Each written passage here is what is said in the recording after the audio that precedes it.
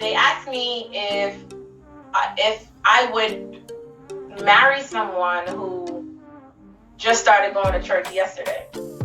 And I said, my answer to their question last year was no. If I'm ready to be married now, you see, the Bible speaks about I don't remember. I think it's the book of Timothy. I don't remember if it's the first book or the second book of Timothy. I'll double check. But we shouldn't even really, I think we should allow people to mature in Christ before they try to take on a leadership position. Because being a husband is being a leader. And if he is a new convert, he's a new person, a new believer, a person who's now coming into the faith, I think there's going to be some frustration. Also, as a man being newly in the faith, a new convert, like the Bible will refer to him as, right? If he's going to be that, and I'm more seasoned, so to speak, for lack of better words. How now then what is he going to submit?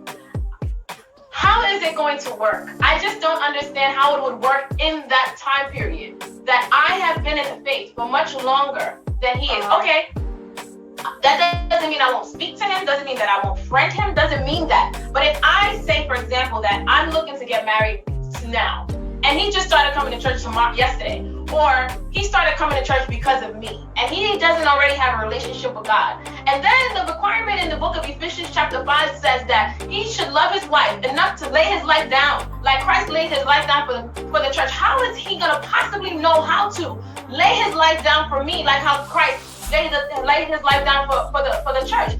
How is he even going to know what that is? How does he even know the sacrifice that goes into that if he has no relationship with God? If he has barely any knowledge of God with himself, he's only going to go based off what I'm telling him to do or what I'm telling him. If he doesn't have his own reveal of Christ himself, there's always going to be a conflict. Because even the Bible, it says that when Peter and Jesus came, and it was Jesus and the disciples, he said, upon this rock, and the rock was the revelation that Peter had. He said, upon this rock I shall build my church. So what revelation will he have that will allow God to build him and develop him? Will he be able to submit?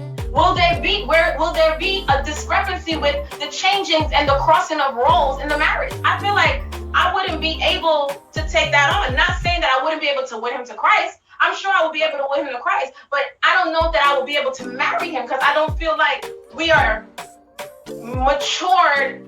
I don't feel like he's mature enough to lead me. And there's been so many different ways in the Bible that is depicted that we need to be careful. And even if it's being applied to the position that God has given us in Christ, in the church as ministers, because we're all ministers. As ministers, right. I think that also flows over into the marriage because he is the leader in the household. Right. He is the one the wife is supposed to submit to. He is the one that, I'm not saying that husbands don't listen to their wives, but I need to be able to trust him enough to submit as well, right? And you learn that and know that before marriage. You don't wait till after marriage. Now you decide that you don't want to respect your husband. Now you decide you don't want to submit because you should have been able to vet those things prior to those vows that you made. You know what I mean? So right. I don't know that I would be able to marry someone who's a recent convert. It would just not make sense for me.